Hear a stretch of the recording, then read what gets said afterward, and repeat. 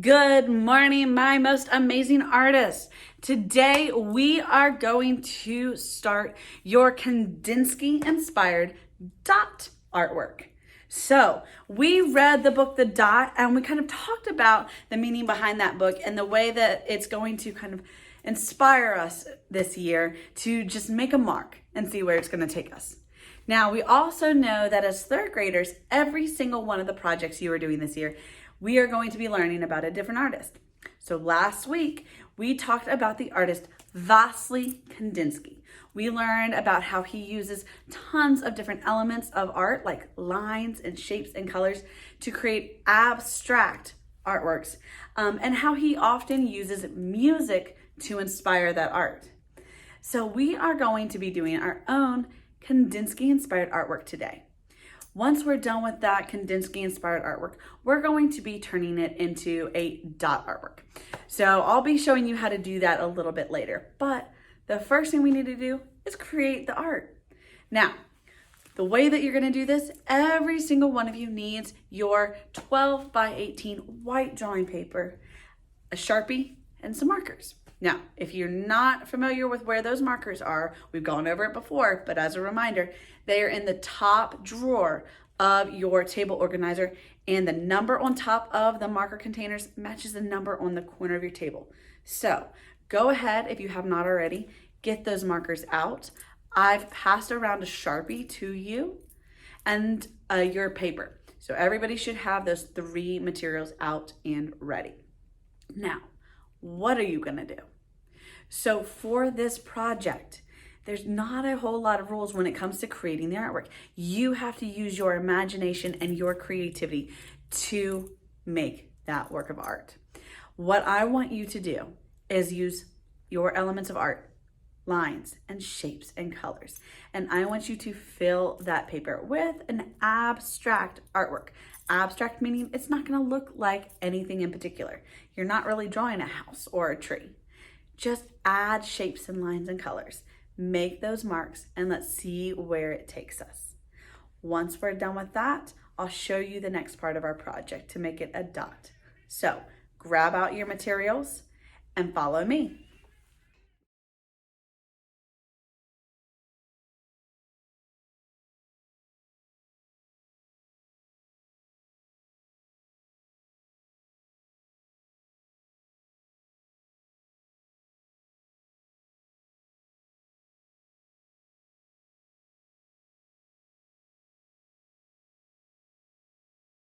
All right, guys, so you have your artwork.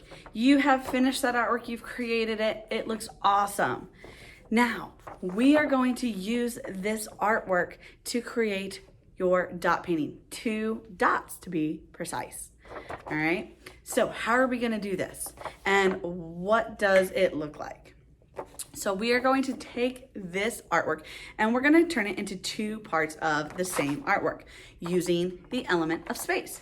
So far in your artwork, you've already used several elements of art. You've used color, you've used lines, and you've used shapes, and you've done it in a great way.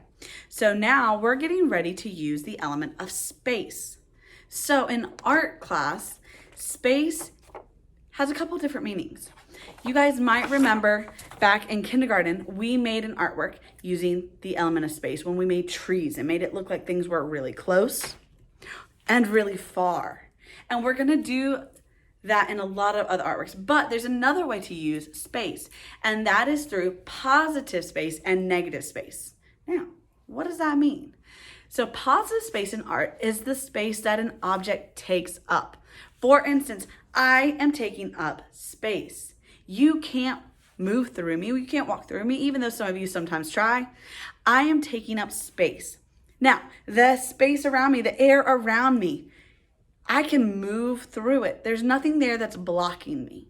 So that would be negative space, okay? Positive space is the space that an object takes up. Negative space is the space around that object. And the same thing applies in art.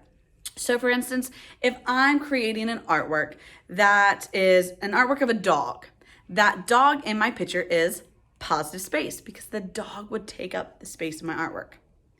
Now the background of that area around the dog would be the negative space. There's nothing there Okay. Now, if I were to add something else to that picture, for instance, a bowl of water, that bowl of water would also be positive space.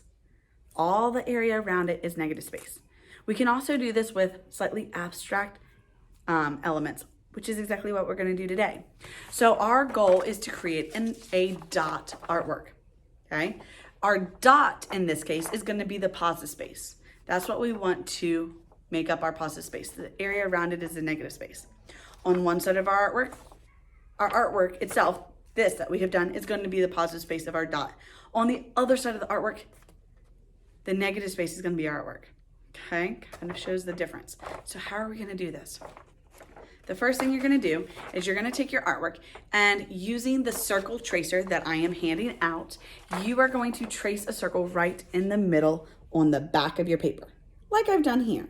All right, so use that circle tracer and a pencil and trace your circle. Go ahead, do it now.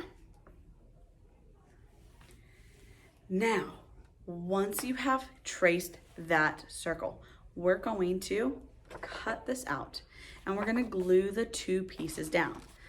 Our dot, our circle, is going to go on one side. That negative space, or the area that we're actually cutting out, is going to be glued down on the other side. And we're going to have two parts in one big piece of paper. So let's see what that looks like. Follow me.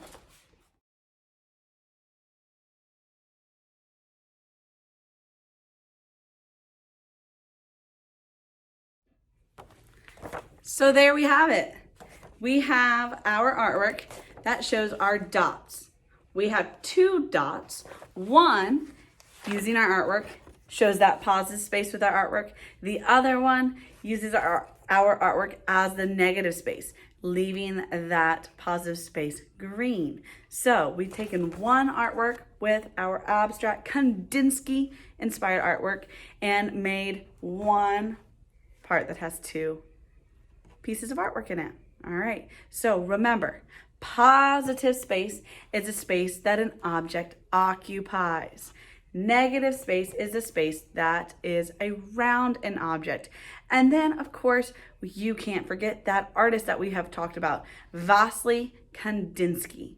And Vasily Kandinsky is that really awesome artist who created tons of abstract artwork based off of music, using lots of lines, shapes, and colors. All right, good job, guys.